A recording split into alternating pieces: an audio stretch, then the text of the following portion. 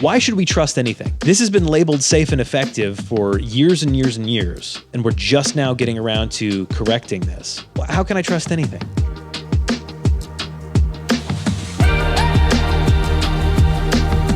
This is Generation Health. Each week we bring you the latest in news, cutting-edge research, and time-tested best practices, helping you live a longer, better life. Mr. Dante DiMatteo, PharmD, Certified Strength and Conditioning Specialist. How are you, my friend? I'm doing well, Tyler. How are you? I'm good. Josiah Schweinberg, our engineer. How are you? I'm good. Excellent. My name is Tyler Andrews, and I am the host. Dante? Do I look weird like this? No, you look cool. Okay. You look cool. Especially if you can like DJ style, like hold it on one ear while you're talking. All the cool kids are wearing their headphones like that. It's true. Yeah, this feels DJ-like for show. For sure. And there's another cool phrase all the youngsters are saying these days.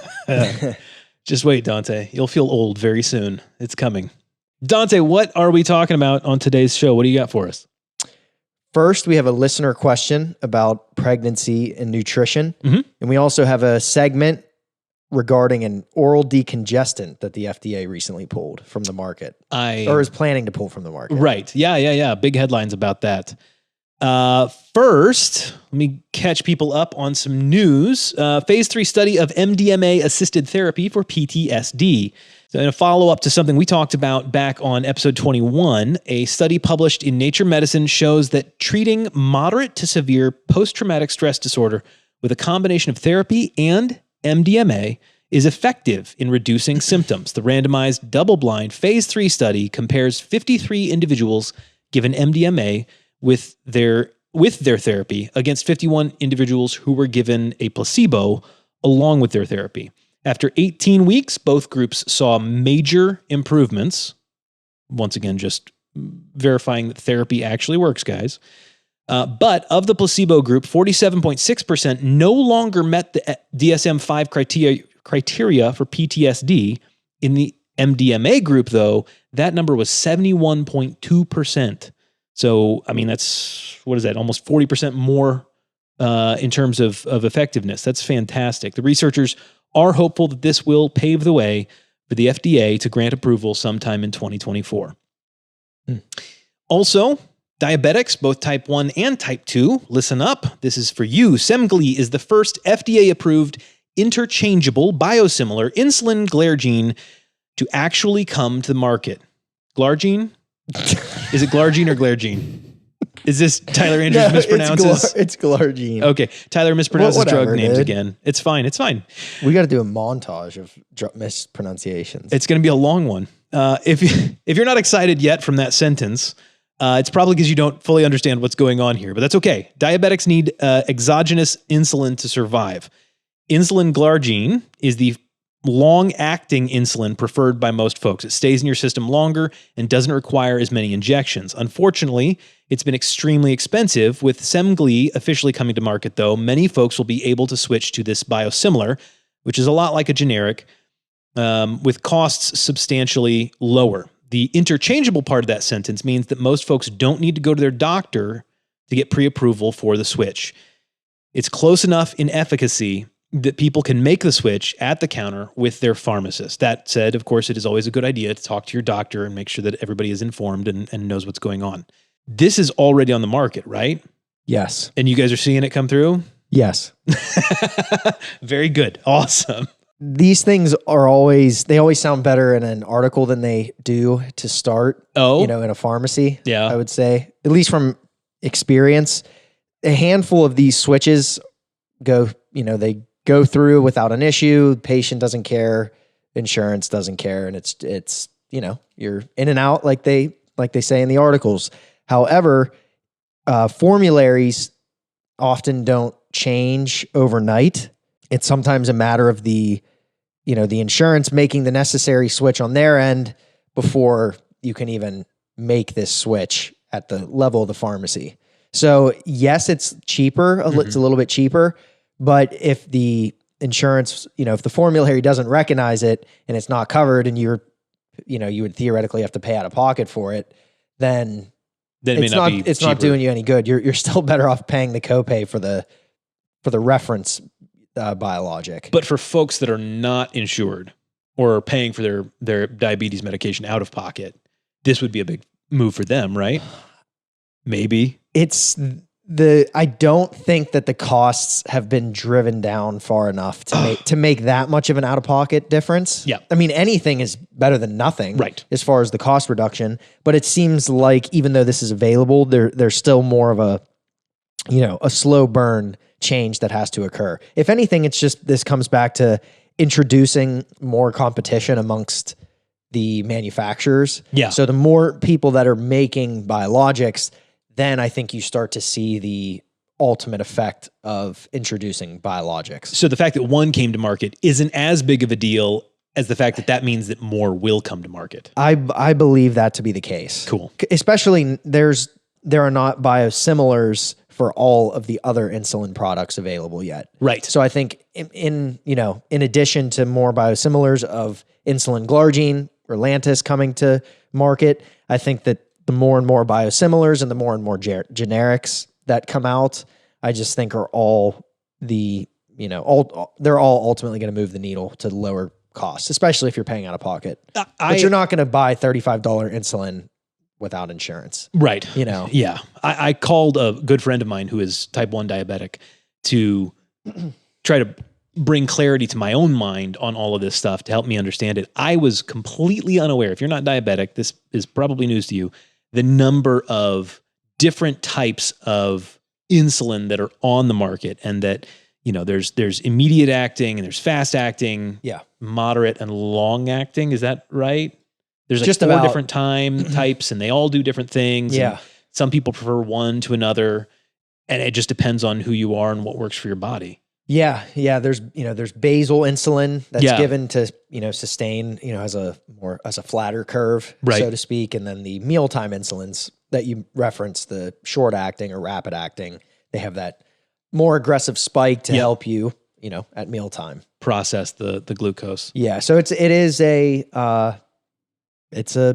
highlights the day-to-day challenges, the things that type 1 and type 2 diabetics have to really hone in on a day-to-day basis. Yeah. But there's another one on the market, and that's a good thing. Yep. All right. We have an email in from Jason. He emailed us at questions@askjoedimatteo.com. That's a place where you can also email us. questions@askjoedimatteo.com. He said, I was listening to a recent episode when you were talking about using smoothies to trick kids into getting their nutrients, and it reminded me of something my brother-in-law and sister did while she was pregnant. He would make a daily smoothie for her full of fruits and vegetables and supplements. I believe the recipe changed slightly throughout the different developmental cycles of the pregnancy. How does this sound as a strategy for ensuring optimal health for the mother and the baby, assuming the mother is in good health to begin with? What specific supplements do you recommend taking while pregnant? Are there any that are more important at a specific stage? Big email there, especially for somebody who is not pregnant, I assume. He's talking about his sister. Anyway, what are your thoughts? There's a lot in there. There is. So to, I think, start off my answer, I think we need to just look and see what are the most, immediate needs of somebody who's trying to get pregnant or is pregnant, as far as, micronutrients and major factors to pay attention to. The easiest way oftentimes to cover bases is to introduce a prenatal vitamin of some sort, a multivitamin that, has more or less certain ingredients, that are better suited to pregnant individuals. Yeah, this is not cutting edge research. We've known about these sorts of things for a long, long time. That's why we've got them. Yes. So that's cool. Yeah. So we carry essentially two women's multivitamins at this point that would be sufficient as a prenatal. The biggest ingredients, and this is probably not groundbreaking information for anybody, but folic acid is often the nutrient that gains all the attention. But as a reminder, it's also known as folate. It's a B vitamin, again, very important during pregnancy. It essentially serves the role to prevent any major birth defects while the fetus's brain is developing, the brain and the spine, basically. Wow. You may have heard of neural tube defects. And so basically, just that little bit of extra folate can really help prevent these sorts of things from happening. It's an easy way to prevent that. This was an issue that was seen years and years ago before we really honed in on, the knowledge and importance of certain micronutrients. Yeah. So as long as you're getting 600 micrograms a day, that's a safe bet. It's hard to get all of that from food alone. Again, just reiterating why you would want to just probably take the multi in this case. So your doctor might have other specific recommendations, but in general, I think most of what's available checks that box. So most women need to just start with a multivitamin in the form of, especially a prenatal vitamin. Yes. Makes sense. And so, we could go through every micronutrient that's important and the amounts. I don't know how beneficial that would be, but in general, in those products, you're also going to see, in addition to the folic acid, you'll see a little bit more iron. You'll see a little bit more iodine. You'll see some choline, vitamin A, a little bit of vitamin D. Yeah. Things that are commonly found in non-labeled as non-prenatal multis. A lot of what's added can make sense intuitively. For example, why would something like iron be important? Iron, we talked about anemia in past episodes. So given the extra blood that's required for a second body. Yes. Yeah. You need a little bit of extra iron. So they're saying that roughly 27 milligrams a day via additional supplementation is adequate. Pretty easy amount to get in a prenatal. Yeah. There's certainly foods and such that can help bolster that. Beans, lentils, enriched breakfast cereals, beef, even different meats. Regardless, I think when you're pregnant, trying to become pregnant, you'll have some sort of blood test at some point, and any issues of anemia will be acknowledged, I think, spotted sooner than quickly. later. Yeah. Makes sense. Mm-hmm. So let's unpack his question a little more, I guess. Okay, because he's got a couple of things in here. He talks, so first of all, we should point out what gave him this question was that we were talking about hiding foods from kids who are picky eaters.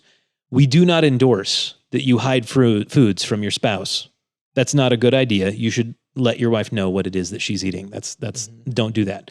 But what else in terms of, he was asking specifically about dietary needs that change throughout pregnancy, if there's different things in different stages.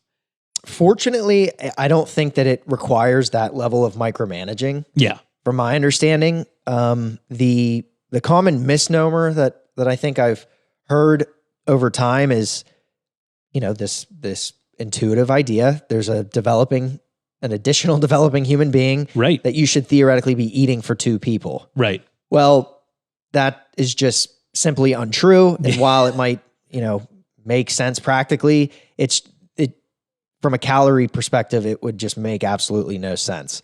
So the general recommendation at this point, if you are pregnant with one fetus, let's say, you would only need theoretically about 300 to 400 extra calories per day. Yeah. And so, my goodness, that's 2 servings of almonds. That's a serving or 2 of peanut butter.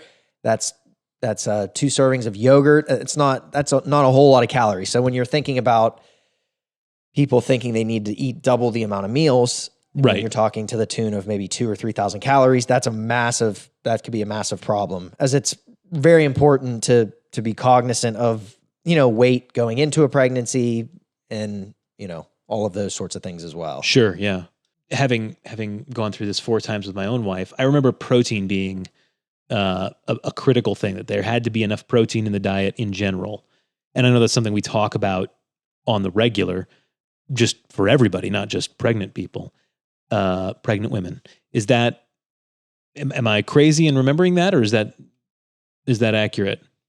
I would say that, if you just look at it from the energy requirements there, so if you're adding 300 or 400 calories a day, I think regardless of the macronutrient, I think it would be important to make sure you're hitting close to that number. Now, if you had to pick where those calories were coming from, I think based on just health promotion in general, you're probably better off choosing balanced sources. So that's probably not, an extra 60 grams of protein. Right. You know what I mean? That might be you might be leaving some other things out. Yes, and that just might be hard. I mean, you think it's 4 calories per gram, something like that, of protein. So if you need 340 calories a day, that's a lot of extra protein. Yeah. So I think some extra protein is a great recommendation, but I think you can, if we're looking at that number, you could probably balance it out. Yeah. Again, not something that probably needs additionally micromanaged, but but in general, it seems like people who have not maybe tracked their calories, whether they're pregnant, looking to get pregnant, male or female or whatever, I think a lot of people are surprised sometimes at what 100 grams of protein looks like or 150 grams of protein looks like, and might pose a challenge, or at least poses a learning experience for them just in terms of shoring up their diet. So I would say that keeping protein at the forefront of, macronutrient focus is still wise. So maybe doing something, if you're wanting to do a shake or something like that, something like a protein shake, and then using that to wash down your prenatal vitamin probably get you covered. Exactly. And I'm sure that there are powders, or there's greens powders, or there's some sort of powder that you could add to the shake. Mm-hmm. But I think you just try to make the shake taste really good with some fruits, some vegetables, maybe a little bit of stevia, almond milk, protein, and then you just take the supplements separately. Yeah. And you can do it that way. While we're talking about energy requirements, I think regardless, again, if we're talking about pregnancy considerations or not, often what's recommended before you start kind of honing in on any sort of macronutrient in particular is, am I eating enough? Am I eating too much?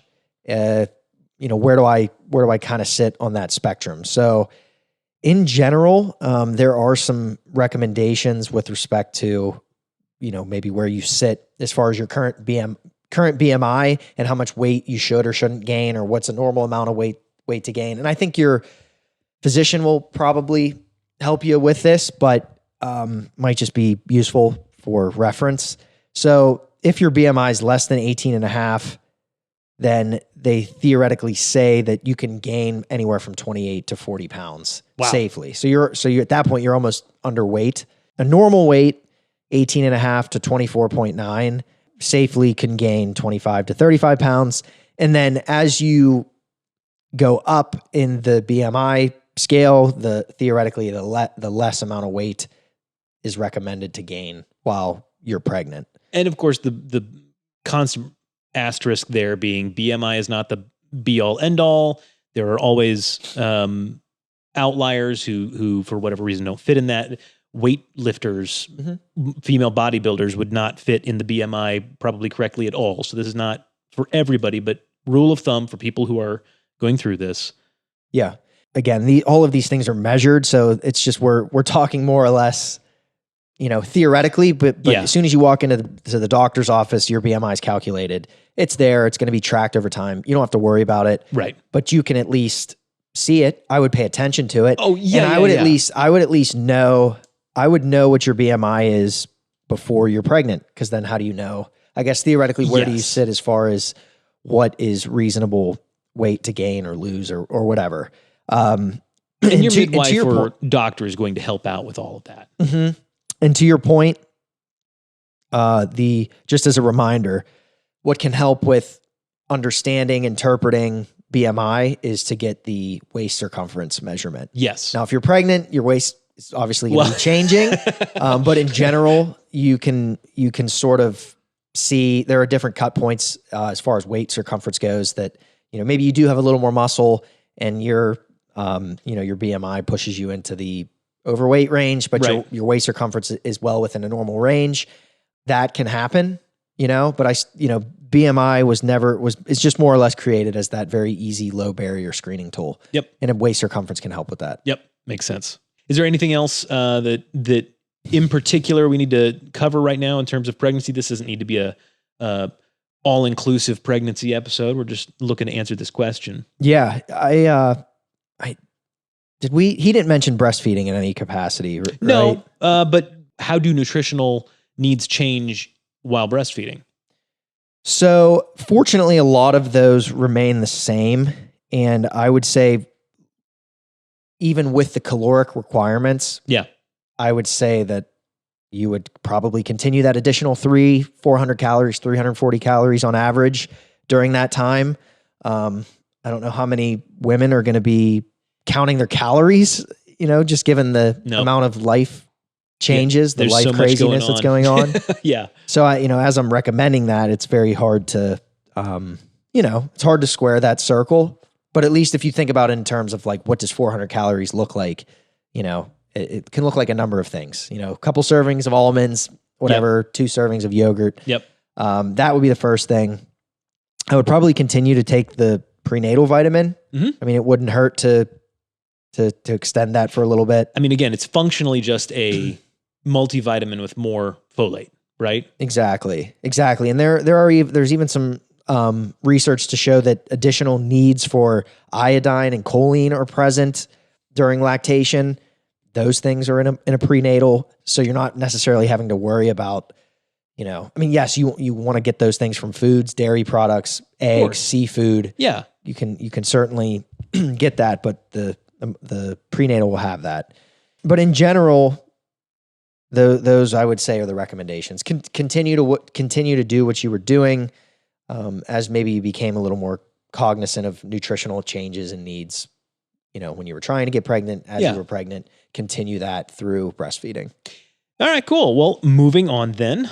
The FDA has pulled an oral decongestant, or excuse me, they're recommending that it gets pulled. This is from NBC News. A key ingredient in many over-the-counter cold and allergy medications called phenylephrine, yay, doesn't work to get rid of nasal congestion. An FDA advisory panel has concluded the unanimous vote, which specifically declared oral formulations of phenylephrine ineffective, is expected to disrupt the market for over-the-counter cold and allergy remedies, where consumers largely prefer pills over nasal sprays. Phenylephrine, found in drugs including Sudafed PE, Vicks, NyQuil, Sinex, nighttime sinus relief, and Benadryl Allergy Plus congestion, is the most popular oral decongestant in the United States, generating almost $1.8 billion with a B dollars in sales last year, according to data presented Monday by the FDA officials. Of course, this was a little bit ago. The drug is thought to relieve congestion by reducing the swelling of blood vessels in the nasal passages, but the panel's vote reflects damning evidence provided by the FDA that found that when phenylephrine is taken orally, a very small amount of the drug actually reaches the nose to relieve congestion. The FDA will now need to decide whether to revoke the drug's OTC designation as, quote, generally recognized as safe and effective. Obviously, the effective word being the questionable one there. This is a big deal, right? It sure is. What does this mean? Are we throwing out any of these drugs that we might have in our cabinet? Is that this is no longer safe? We need to worry about this, or what's going on? Fortunately, it is not a matter of safety. Okay. So even as, somebody who's doing inventory management at a pharmacy, this has, struck me in more ways than not. Yeah. What do we do with all the products that currently contain it? I mean, we have products in our cabinet right now that contain it. So it's literally here at your house, you mean? Literally here. Yeah. So it's not the most surprising thing, but it has massive implications. So first and foremost, do not panic. Yeah. Again, like Tyler said, this is a matter of something that's just been out there a long time. It's not working super well. The funny thing is that even while we were in school, I do remember, because of phenylephrine's different indications, mainly in inpatient use, intravenous use, as a vasoconstrictor, They talked about its poor bioavailability at that time, or poor oral bioavailability. Okay, so bioavailability means your body's ability to absorb it, right? And to use it. Yes. And so even that discussion can get a little hectic, but for all intents and purposes, it's extensively metabolized in the gut.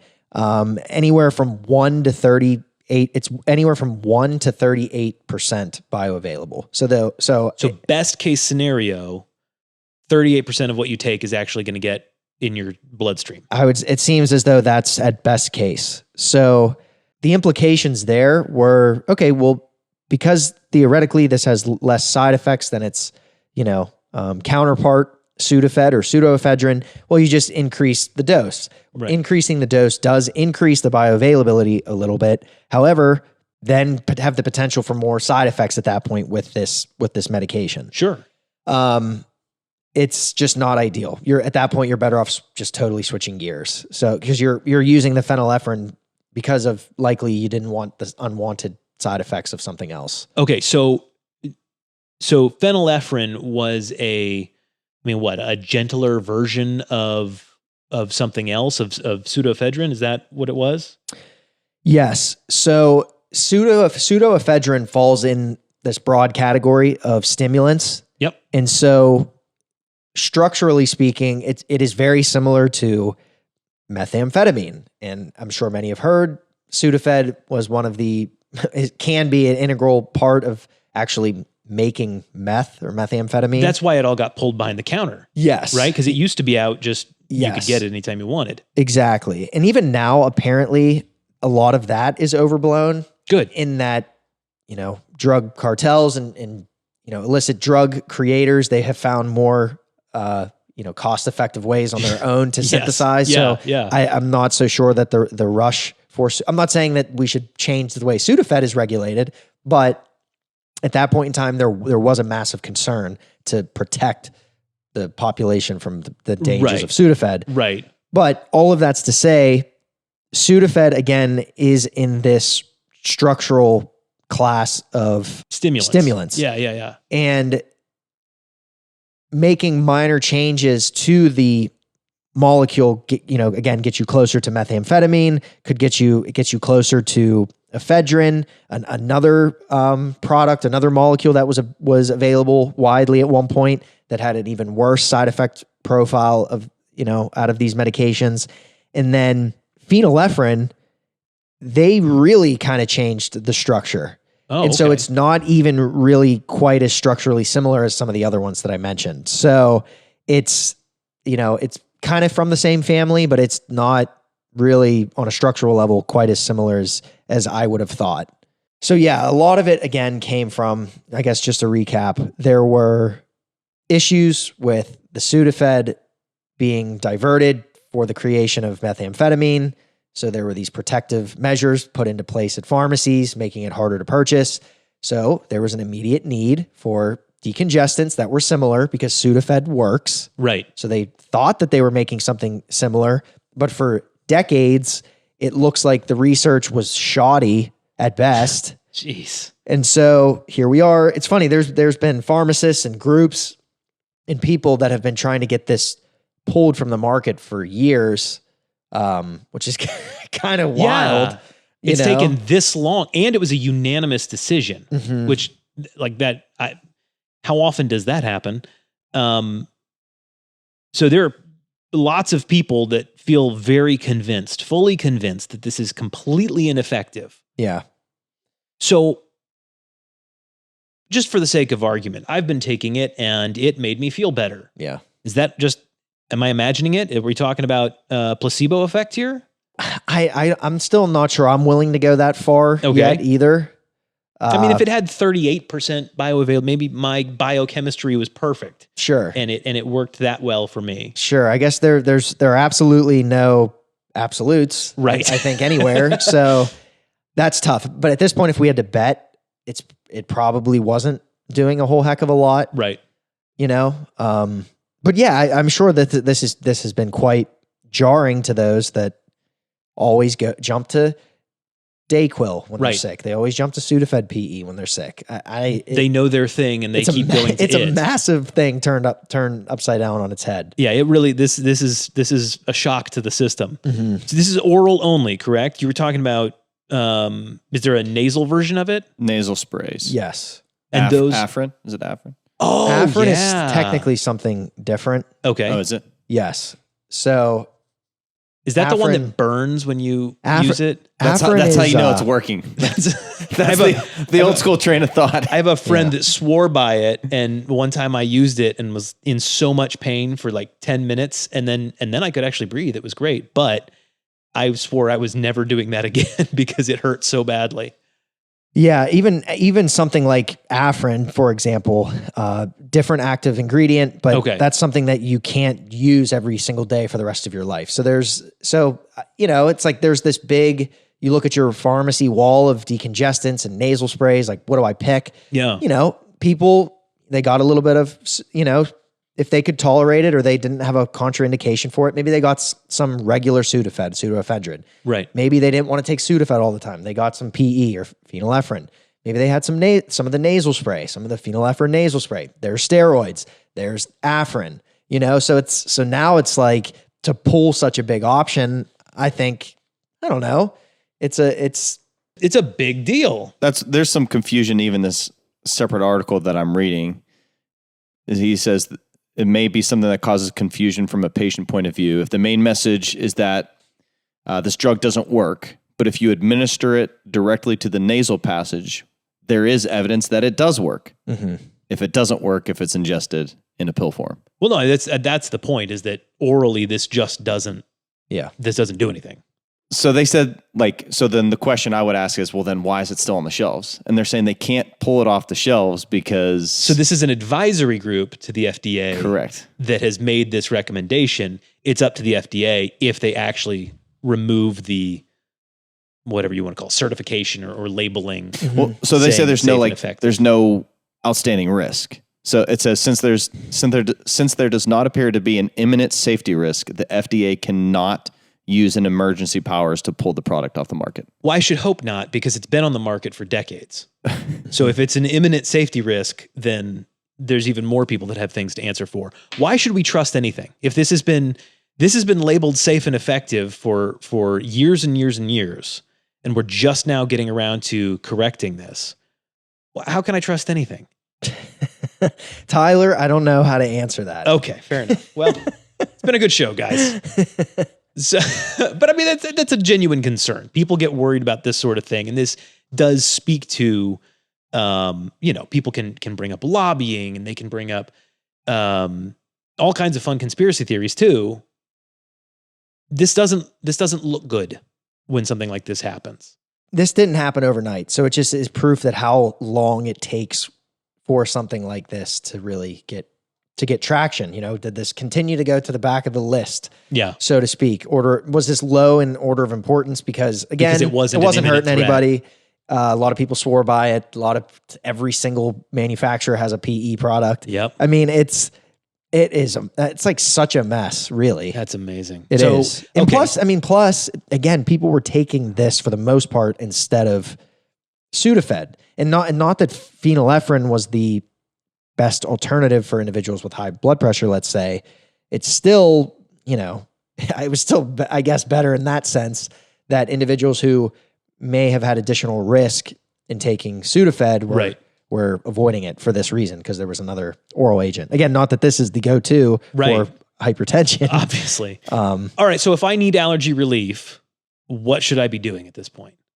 Yeah, so rest assured, there are still plenty of options over the counter. It just will depend on maybe something else that has worked for you in the past, or maybe, what is exactly causing the congestion in the first place.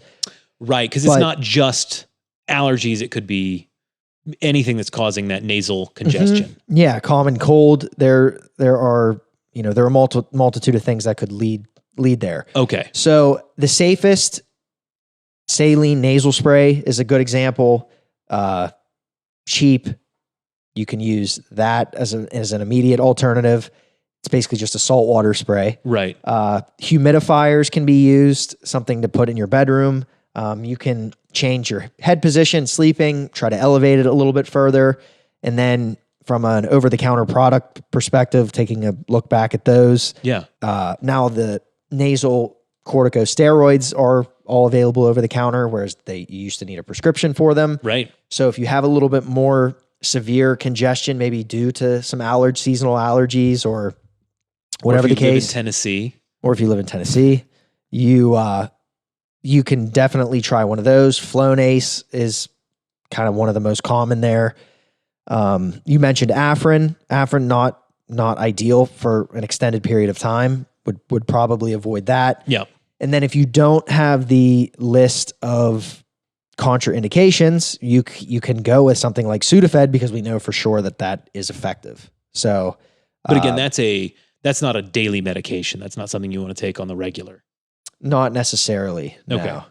And even with Sudafed, it's really an abundance of caution that's used. You know, if somebody that has cardiovascular disease, hypertension, you're exhibiting an abundance of caution by telling them not to use it. So there's some small studies that have showed that extended release formulations may have a little bit less of an effect on systolic blood pressure.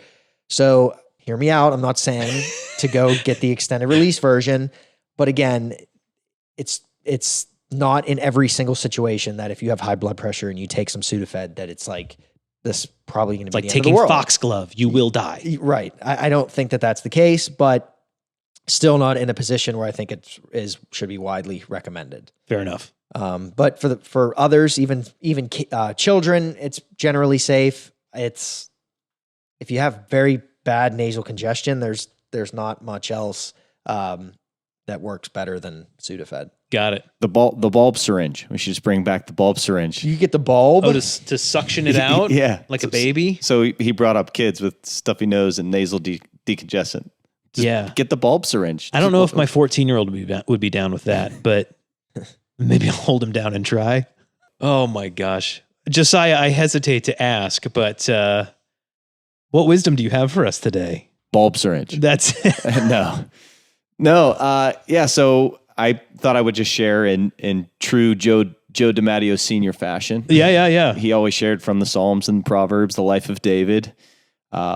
Mostly because life of David is very relatable to anybody who's on a faith journey, ups and downs, doubting, times of loneliness and despair, but also times of great victories. So sometimes in the same day. Yeah. Especially reading articles about this kind of stuff. Yeah. If it suits you, it's great. If it doesn't, but yeah, so Proverbs offers some timeless wisdom for us. Tyler, you and I talk about this all the time. We do. Reading Proverbs, one proverb a day, and there's a lot of ancient, like Chinese proverbs, sayings, all these types of things. But the book of Proverbs in the Bible is very helpful. So I thought I would just share from there. One of my favorite passages, Proverbs 3, starting in verse 1. Says, "My son, do not forget my teaching, but keep my commands in your heart, for they will prolong your life many years and bring you peace and prosperity." So he says, "My son," because this is written by King Solomon to his sons or some young men. And so these are some dadisms, if you will, being passed down. I like that. I hadn't thought about it in those terms. That's good. So we did an episode a while back now. I forget how many it was, but it was some dad jokes. Yes. Some dadisms. So one of my favorite dadisms is measure twice, cut once. Yeah. I don't know if you guys have any. Oh, gosh. Well, now that you ask, this is like unrelated question. Do as I say, not as I do. As soon as you ask, I can't think of one, but yes, there you go. Yeah. So Proverbs, my son, he's leaving these sayings for his son, these Proverbs for his son. But what I think is interesting in just this first opening verse is, do not forget these teachings, for they will prolong your life many years. I mean, this is what we talk about on the show all the time. It's in your opening, helping you live longer, better. Yeah. And then a few episodes ago, we covered Dr. Peter Attia's book, Outlive, talking about prolonging your life. Verse 3, he says, "Let love and faithfulness never leave you. Bind them around your neck. Write them on the tablet of your heart." Verse 4, "Then you will win favor and a good name you will win favor and a good name in the sight of God and man. I think we all know people who don't follow through or who bail or flake on us, who ghost us. They don't have a very good name, do they? Right. If you're taking nasal decongestants for years that don't actually work, not a very good name, at the end of the day. But so my encouragement then for all of us and for those of us here is that I want to get to the end of my life and be one who follows through, has a good name, good rapport with men. But most importantly, what does it say? In the sight of God and man. Yeah. I want to get to the end of my life having been full of obedience in the sight of God. 5 and 6, trust in the Lord with all your heart. Lean not on your own understanding. In all of your ways, submit to him, and he will make your path straight. This is one of my favorite passages because it pulls our attention off of ourselves and onto God. So as we say on this podcast all the time, listen to your doctors, trust your healthcare professionals, trust in this podcast for sure, study, research, make informed decisions. And when you've done all of that, trust God with the rest of things. So many people, this is not I'm just going to trust God. I'm going to let go and let God. Right. Jesus, take the wheel, kind of a thing. No, you have wisdom. God's given you the wisdom of his Bible. These proverbs, you've been given wisdom here. So use your wisdom, trust God, be smart, trust God with the rest. And when you do, he will make your path straight. This journey of health is a path. And, a lot of times we talk about how there's no shortcuts, right? So a path continually walked out every single day, left foot, right foot, no door number 3. Right. Leading to the shortcut, no quick fix for weight loss. No, it's consistency, discipline, each and every day. And so when you lean not on your own understanding, you use wisdom, you acknowledge God, he'll make your path straight, no shortcuts. And then verse 7 and 8, do not be wise in your own eyes, but fear the Lord and shun evil, for this will bring health to your body and nourishment to your bones. Another translation says it will bring healing to your flesh and refreshment or medicine to your bones. Yeah. How fitting is that? How apropos. Yes, indeed. So these proverbs contain so much wisdom. Some of them very practical. Some of them are spiritual. Shun evil, right? Yep. But there's so many passages in Proverbs that talk about the lazy man, the sluggard. Get to work. You'll feel full of purpose and meaning in life. You work, you eat, and there's just a lot to be said with the Proverbs. So, and when you do, health to your body, nourishment to your bones, prolonged life. I love it. I love Beautiful. Thank you, Josiah. Yeah, that was Good. fantastic. I'm glad I didn't have to do it too. He's better than me. I don't know about that.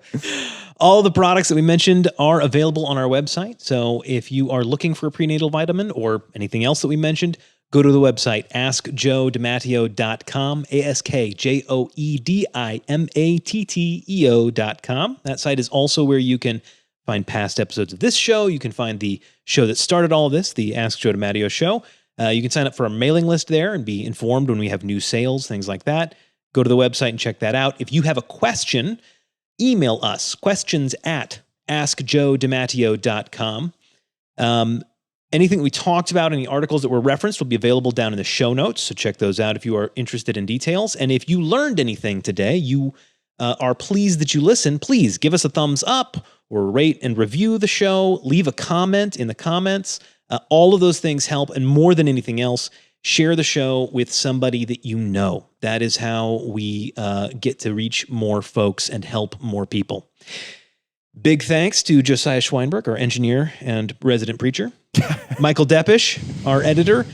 Joyce Gibb, nurse practitioner who handles private consultations. Terry, who handles scheduling. Diane Silverman, who does product. We've got Cecilia, who does distribution. Dante DiMatteo, PharmD, certified strength and conditioning specialist. And Tyler Andrews, who just talks a lot. Thanks so much, guys. We'll see you next week.